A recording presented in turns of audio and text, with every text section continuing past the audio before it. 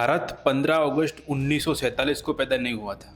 ना ही 5000 साल पहले किसी सिविलाइजेशन के साथ इसका जन्म हुआ था। सच तो यह है कि भारत का जन्म तब हुआ जब धरती खुद को तोड़ रही थी, जब कॉन्टिनेंट एक दूसरे से अलग हो रहे थे। तो सवाल ये नहीं कि भारत कब आज़ाद हुआ, सवाल ये है कि भारत कब बना। और अगर हम असल से शुरू करें तो भारत की कहानी एक देश की नहीं, बल्कि धरती, विज्ञान और इंसानी माइग्रेशन की सबसे लंबी कहानी है।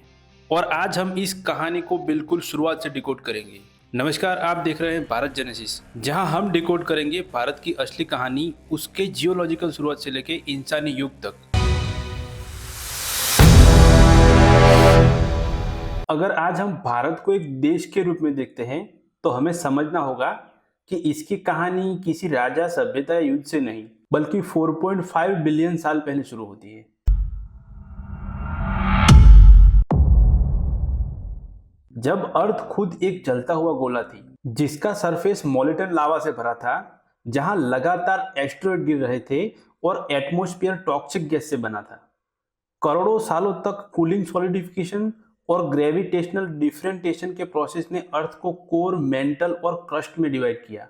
और इसी क्रस्ट के सबसे पुराने टुकड़े आज हम भारत के पेनिसुलर रीजन में देखते हैं, जिसे इंडियन शील्ड कहा जाता है, जिसमें धरावर कार्टून, सिंहभूम कार्टून और बुंदेलखंड कार्टून जैसे प्राचीन भाग शामिल है, जो बताते हैं कि भारत की जियोलॉजिकल जड़ दुनिया के सबसे पुराने कॉन्टिनेंटल फ्रेगमेंट में से एक है। उस वक्त कोई इंडिया नहीं था, बल्कि छोटे छोटे प्रोटो कॉन्टिनेंट थे, जो बार बार टकराकर सुपर कॉन्टिनेंट बनते और टूटते रहते थे, जैसे रोडियाना और फिर गोंडावना। और लगभग 550 मिलियन साल पहले जो लैंड मास आज का इंडिया है, वो गोंडावना सुपर कॉन्टिनेंट का एक दक्षिणी हिस्सा था, जिसमें अफ्रीका, एंटार्क्टिका, ऑस्ट्रेलिया और साउथ अमेरिका जुड़े हुए थे।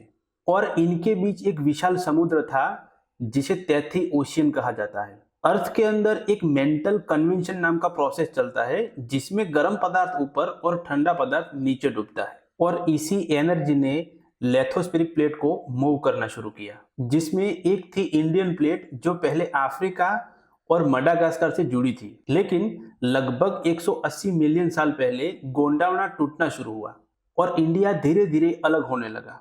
लगभग 130 से 120 मिलियन साल पहले इंडिया ने मडागास्कर से भी अलग होकर एक इंडिपेंडेंट प्लेट का रूप लिया।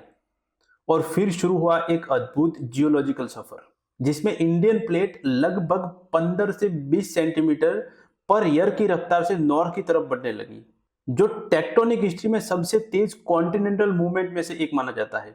इसी दौरान 66 मिलियन साल पहले डेक्कन रीजन में एक विशाल वॉल्केनिक इरप्शन हुए, जिसे आज डेक्कन ट्रैप के नाम से जाना जाता है, जहां हजारों स्क्वायर किलोमीटर तक लावा फैला और एक लेयर बन गई, जिसने क्लाइमेट पर भी असर डाला।